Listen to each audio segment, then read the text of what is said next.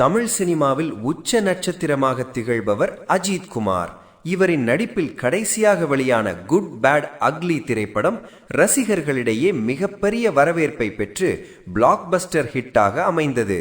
இந்த வெற்றியை தொடர்ந்து மீண்டும் அந்த படத்தின் இயக்குனரான ஆதிக் ரவிச்சந்திரனுடன் இணைந்து பணியாற்ற அஜித் முடிவு செய்துள்ளதாக தகவல்கள் வெளியாகின.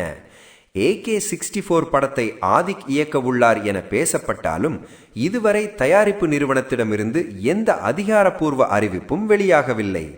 அதேபோல் இந்த படத்தை எந்த நிறுவனம் தயாரிக்கப் போகிறது என்பதும் இன்னும் தெளிவாகவில்லை.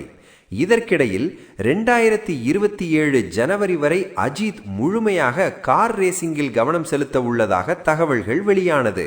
இதனால் அந்த காலகட்டம் வரை அவர் திரைப்படங்களில் நடிக்க முடியாது என்ற செய்தி ரசிகர்களை கவலையடைய செய்தது.